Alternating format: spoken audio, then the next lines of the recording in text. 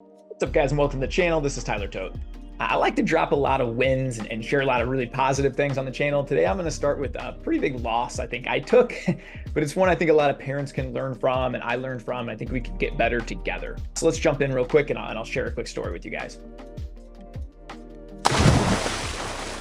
So my son Tyson is the most wild kid in the world. I love this kid's energy. I love his curiosity. My wife and I remind each other daily, weekly, that the Lord had to move a lot of mountains to even place him in our family, and so he must really trust us to harness and use all that energy for good. It is a gift to be his parent. He is the most amazing kid in the world, but he does struggle a little bit when it comes to structured things. We had him in a Montessori school, which is supposed to be a movement-based school.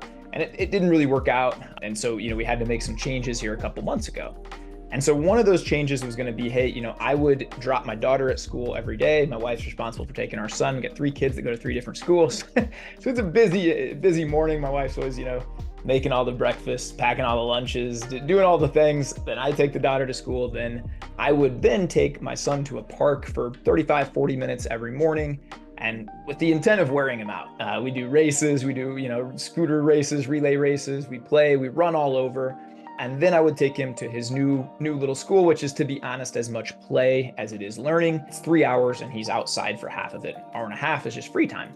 So that's the strategy that, I'd get 40 minutes or so with my son at the park after we drop my daughter, then take him to school, then I'd come back home. I used to start work every day. Before this, when I just dropped my daughter, at usually about 8:40.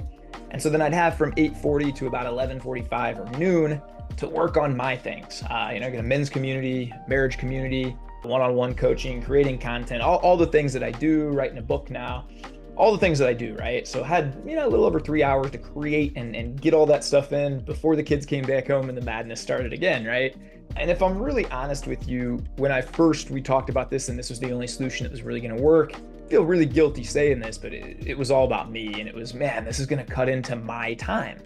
Now I'm not getting home until about 9:20.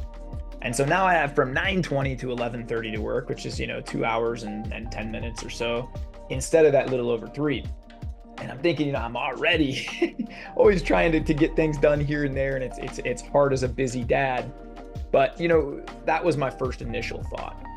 And so, I kind of went into this harboring that attitude of, I'm a victim, poor me, now I only have this much time to work, yada, yada, yada. And so I went into it like that. And the first day at the park, dropped my daughter, head to the park, and me and Tyson are running around and we're playing. And if I'm real honest with you, and this is, hard to admit, but I like telling the truth here, is, I took my phone with me and my goal was to try and get some of this stuff done so that when I got home, I didn't have to catch up on some of the stuff that I was doing, check in with clients and a lot of these things, that I could just get to creating and maybe save a little time. But it really quickly became clear that, my son Tyson ain't gonna allow that, man. Dada, here, we're running all over, right? So I just decided, what, it is what it is, man. I'll just try and do my best when I get home. I'm just going to try and fully be here with him. And so we run around 20, 30 minutes. We met some other friends at the park. We saw these big street sweepers sweeping the road, just going down this road, back this way, down this way, back this way.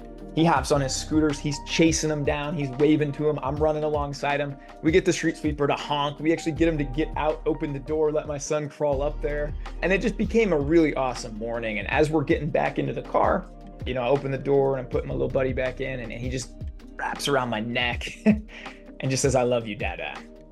And it's like a punch in the gut. Like, to be honest, I could have cried at that moment. And I just thought, God, forgive me. All the things that I prayed for 5 years ago have come true. I have the ability to play with my kids hours a day and do all these things. And so, what a selfish thing for me to think about first my stuff instead of what a gift and opportunity this is to play with my kids. I've said before on this channel, but it's worth repeating, 89% of the time you will spend with your children happens between 0 and 18. That's a large chunk of the time, and it goes fast. I got a daughter who's about to turn 9, and I don't know how that happened. That means we're halfway done with that time. It seems like yesterday. And every parent I talk to that's on the other side of this, that's an empty nester, got guys in my men's community that, had a few kids and now their kids are all gone. And they tell me, dude, I'd give anything to go back and have one more morning at the park. And so it's really shifted my mind around, sometimes I can really think the most important thing I'm doing is writing the book or creating the content or doing this, and it's not true. The most important thing I'm going to do every day is take my kids to the park and be fully present with them and teach them and instruct them and be more patient with them and help develop that, all the gifts that they have, that curiosity and that energy, and put that to use. So I was really convicted on that, and I thought it was worth sharing to any parents out there. Look, I get it. Last night, it was 8:10 and I'd been up since 4:40 and I just told my wife, I got 2 minutes and I'm checked out. I'm going to bed. I've been at it all day. Son in the park early in the morning. We swam with him in the afternoon. We took him to a big park for several hours at night again. We did a family walk after that. Like, I was spent. I put everything I had into that. And so I get it. The days are long, but the years are also short and they go fast. And so as many times as you can, I think this message is worth repeating, to just pause and be cognizant of, almost 90% of the time we're going to get with our kids is happening right now if they're younger than 18. And so again, I am not perfect at this. This is not a message I'm preaching from a pedestal. You better put your phone down and be all locked in with your kids, and you better be. And this is me trying to get better with you guys every single day too. And I shared a thread about this on Twitter and it kind of took off and got a lot of people saying, man, I needed that message. And so I wanted to make a quick little video here today and just say, I get it. Kids are pulling you 1,000 directions, work, bills, chore, all the responsibilities we have as parents, but just don't lose sight of the most important thing right in front of you. And that's a big conviction I've had and a big thing that I want to continue to work on. I now have started kind of implementing a system where every Saturday night, I just turn my phone completely off. Don't turn it back on until my boys take a nap on Sunday afternoon.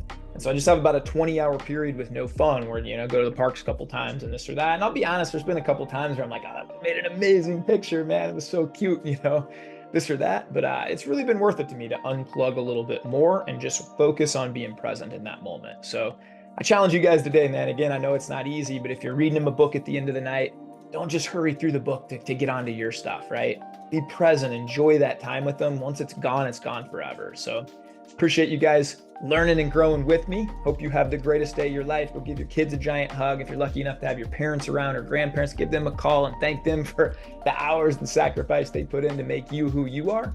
Let's go be best versions of ourselves. Be kind to ourselves. Be kind to others. Go have the greatest day of your life. Thanks, guys.